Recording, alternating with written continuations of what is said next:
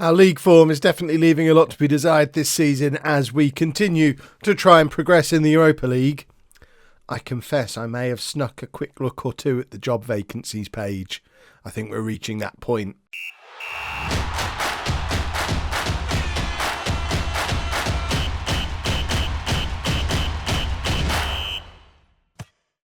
Hello and welcome to Club 4, part 24 of Non-League to Legend. I'm Kev, and coming up on today's episode we have a Europa League game at home against Ajax and a Premier League game at home against Bournemouth. Since you were last with me, our form is just all over the place. We have some really good results mixed in here, and then some terrible results as well. We had the 2-2 against Man United in the last episode, but then, we did stick the reserves out against Brighton, but got absolutely thumped. Got a respectable draw away against Spurs, comfortably beat Austria Vienna with a similar rotated team to the one we put out against Brighton. Beat West Ham in a tight league game, but then lost to Sheffield United in a tight league game. The league table looks like this. It's not disastrous. We're not in danger of relegation, I don't think. We're sat after 10 games in 11th place, 13 points. Only 3 points behind Bournemouth, who are up in 7th place, the final Europa League qualification spot. It's by no means a disaster, but it's also not pushing on to the next level in the league, which is what we hoped we would maybe be able to do this season. But I guess it's fairly typical for a first season in Europe. It's probably next year, if we stick around, that we might be able to try and attack on multiple fronts. In the Europa League, though, things are going well. Both us and Ajax have won both of our first two games. We're comfortably the two best teams in the group. We find out today which one of the two of us is better. I suspect it's probably Ajax because they're scoring lots of goals. So, we probably...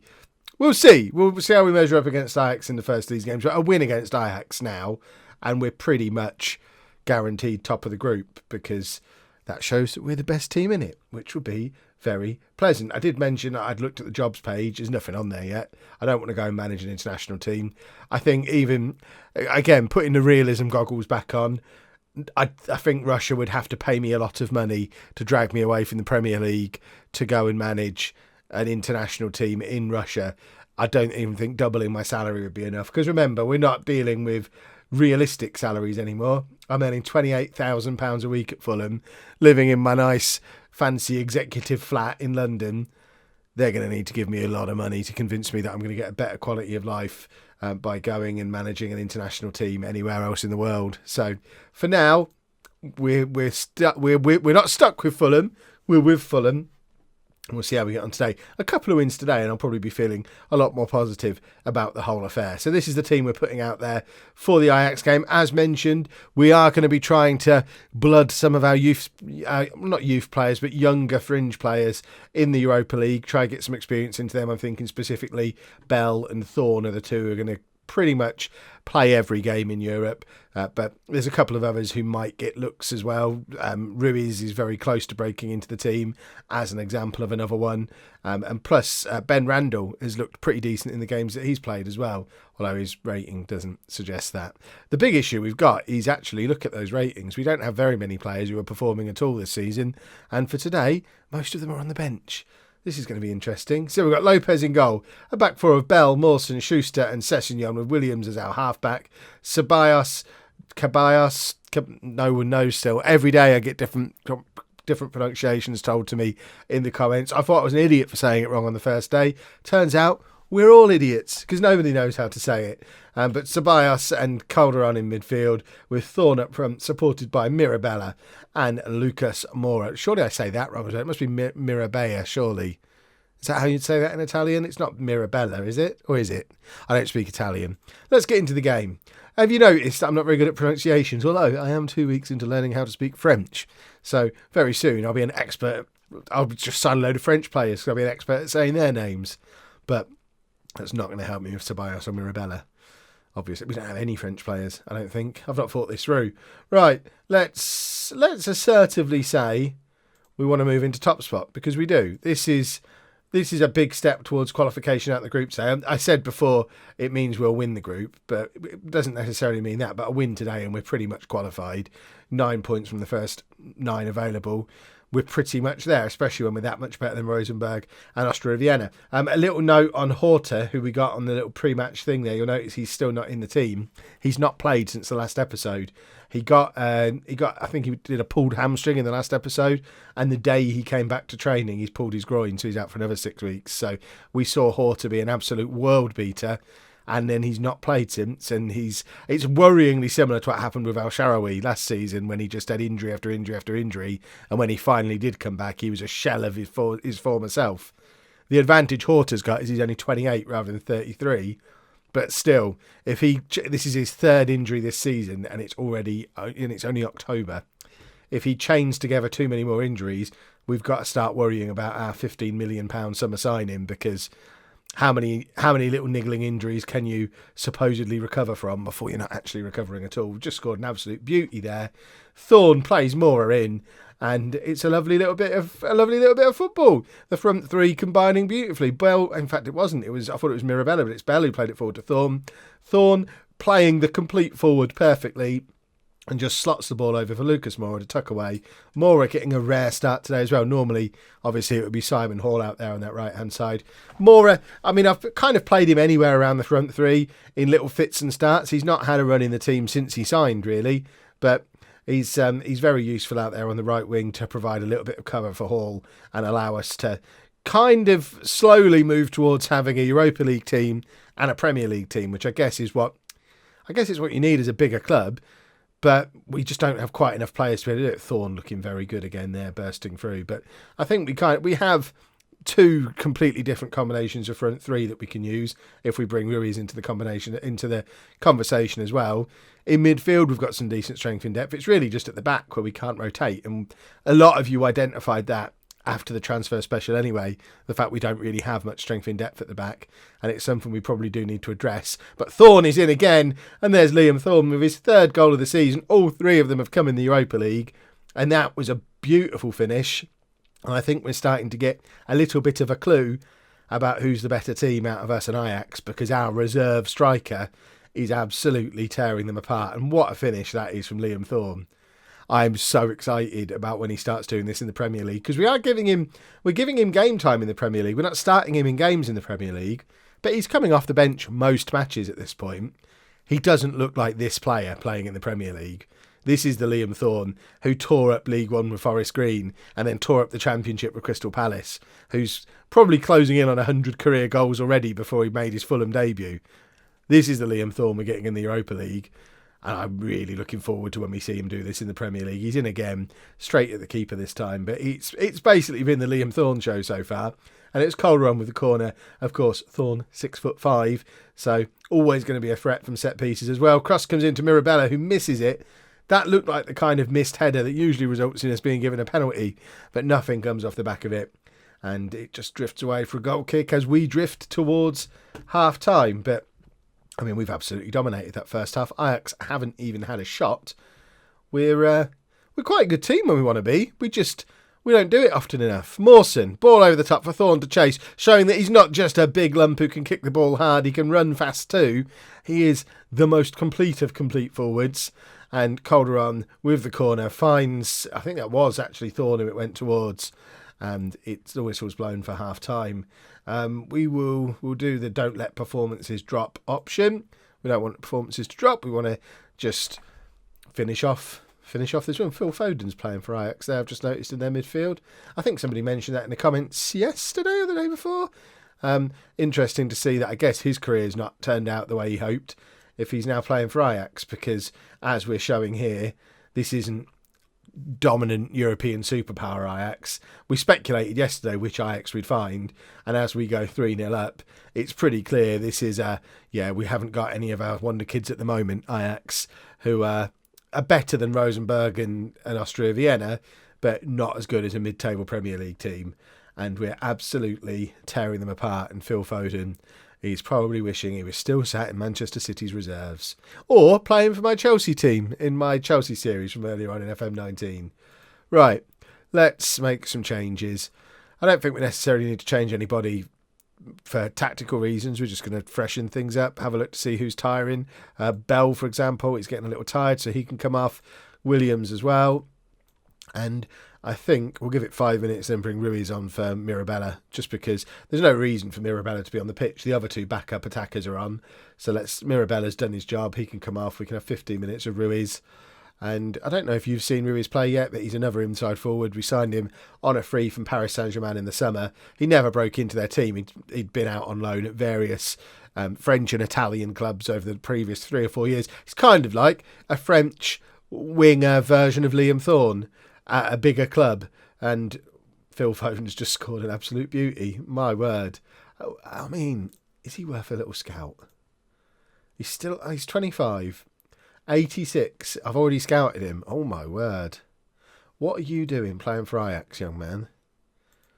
What are you doing playing for Ajax? Let's scout you again, and we're going to keep an eye on him, because that was a very nice goal, and it's clear Ajax aren't as good as we are, so he might be interested in a move. And it might even be the catalyst we need to have another tactical option. Those of you who watch the home series as well will know that although I tend to favour the 4-3-3 that I use with Fulham, I also have a 4-2-3-1 that I use with home, and we haven't ever been able to do it with Fulham because we don't have an attacking midfielder. Foden could come in and be that man. And as you've seen there for Ajax today, he could also play in central midfield and up front and be the best player on the pitch doing it. So he's they paid £14 million for him. We've just shown we're much better than them. I wonder if we could pick him up for less than 20 million quid. That feels like a pretty sensible piece of business. But nice victory. Well done, gentlemen. Hopefully we can carry that form over into the Bournemouth game now, whilst also putting a cheeky £15 million bid in for Phil Foden.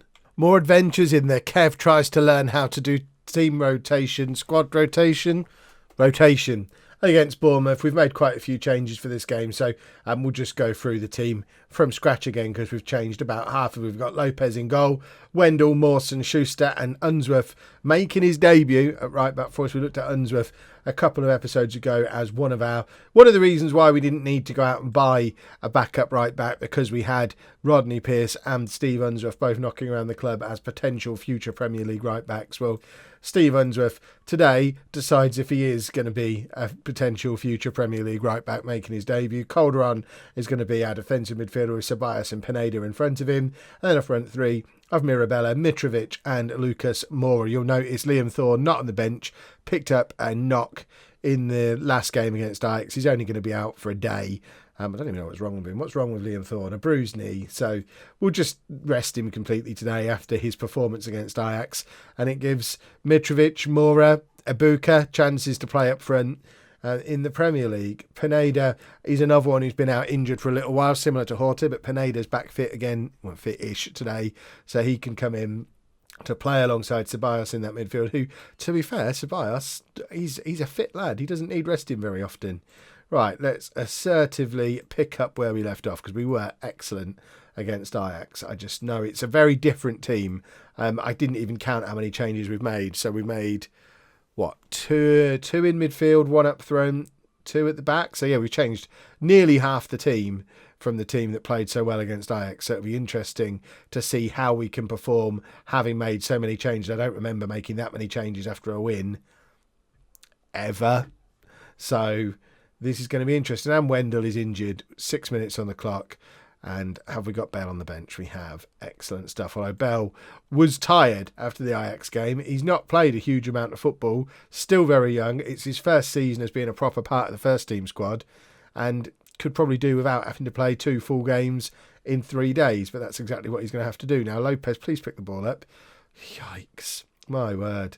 Right, we will... this is... the last 3 episodes now, we've had a proper dark red injury in the second of the 2 matches on an episode. I might just start doing 1 match episodes so that we can stop getting players injured, because we keep losing key players. If Wendell's got a proper injury now, it's just silly. I know this is probably part of the whole small squad playing more games, being in Europe thing. We are going to pick up more injuries, but Wendell's someone I looked after. He didn't feature at all against Ajax, and then picks up an injury after 6 minutes of playing in the episode. I try and look after him and he gets injured anyway. And we've just gone 1-0 up though. Mitrovic, I would suggest, should probably be claiming this. It's gone down as a Reece Oxford own goal, but let's have a little look to see how close it is to being a Mitrovic. Actually, nowhere near. But Unsworth, he's going to feel a little bit hard done by if he doesn't get an assist on his Premier League debut, or his debut full stop, because that was a lovely cross. Very dangerous areas. If it doesn't go in off Oxford, Mitrovic is lurking behind him to tuck it away. So I would very much be talking to the statistics people and asking for my assist if I was Mr. Unsworth. But Bell makes the interception as Bournemouth try and break into the area on the far side. It's with Mora to Mirabella. Mitrovic is... I thought he was offside, but actually there was a man playing him on. Pineda has hit the post. I think that's the second time in this match Pineda's hit the post. And you've got to think... Mora's just the other side of Pineda there. I would much rather that fell to Lucas Moura than Pineda. But I don't know what that Bournemouth defender was doing, playing Mitrovic onside. I was convinced he was miles off, but he obviously knew what he was doing. Almost as if he's the one who won the Premier League Golden Boot last year and not me. Which, I mean, that doesn't seem right. But Bournemouth are now on the edge of our area again. They seem to be getting a lot of the ball. We've been... I guess that shows how dominant we usually are with the ball. I've just seen Ceballos, by the way, has picked up a knock after me saying he's fit. Brilliant. But when we only have 52% of possession, it feels like the other team have got the ball a lot because we're used to having the ball so much. We do need to keep an eye on Ceballos, though, because he's one who, because his fitness levels have generally been quite high, I haven't been worrying about rotating him, and now it might be costing me, although he's just grabbed his second goal of the season, and I think at 2-0 up, we can probably bring him off at half-time just to protect him. I'm not sure who we've got on the bench as central midfielders, because we are a little bit low on central midfielders. We've had injuries to Williams, Horta, Pineda, now Ceballos. We've got Toussaint down there, so Toussaint, I guess, can come on and we can push Calder on further forward. If it's a proper injury, I mean, he seems to be moving around fairly comfortably. Unsworth with the cross again, and it's Mirabella, and it's 3-0, and we're playing well 2 games in a row. This is unheard of. And Unsworth with another assist. We've got a crosser over here at right back. See, this is why we didn't need to buy a new one. We haven't seen him tested defensively yet, but what we do know is going forward, he can hit a cross. Young Steve Unsworth, this is great stuff. Right, we will make that change now. There's no reason to keep him on. He's got a potential foot injury. We'll bring Toussaint on at half-time and I guess save the last substitution for when we get the next inevitable injury. Why did I let my assistant manager do that? I mean, he did a cracking job. I should let him do it more often. Aha! Marvellous. Right, let's make the change as well. I mean, should I just go on holiday at this point? Right, so push Calder on further forward. Toussaint can come into his normal position. Excellent, excellent, excellent. What did he... I saw he did a great job. I didn't actually see what he said. Let me know down in the comments what the assistant said that was so magical, because I've never done a team talk that good. In, what year are we now? 2025? So in 7 seasons of trying, I've not done a team talk that good. I let him do 1. And he just... Right, Mora's in behind. That was brilliant from Lucas Moura, and I think that's a save. It should be a save, because I don't think he's missed by that much, but he did brilliantly to beat his man. That was just excellent stuff. They've got a defender who's playing really poorly, and they've got no subs left. Ha ha ha ha ha. Marvellous stuff. Lucas Moura not playing particularly well, according to that. And in fact, we've not seen anything of Simon Hall yet this episode. So let's have 20 minutes of Simon Hall. Moura got the nod and stayed in the team for this game because he played so well against Ajax. And it seems only fair to reward him after I'd said he'd not had a run of games yet. But he's been poor today, so Hall can come back in and just continue going about his business. I tell you what, if this is how we played all the time, you wouldn't understand the intro to today's episode and why I was feeling a bit down about the series. Not the series, the current state of life at Fulham, because it was pretty miserable playing the last half dozen games or so last night. But getting back at it this morning, we're playing well, tactical decisions are working, rotations working, everyone's playing well. It's a joy again. Forget this job hunting lark. This is why I didn't move to Russia. I knew there was a good reason. And Unsworth's now got an own goal on his debut. Oh, bless his cotton socks. Let's not forget that he did create 2 goals, but he has scored an own goal as well. So that's what he's going to be remembered for. Own goal on his debut. We'll never play again because we've got Rodney Pierce. Is it Rodney Pierce? It's certainly a Pierce of some kind. We've got him to try at some point as well.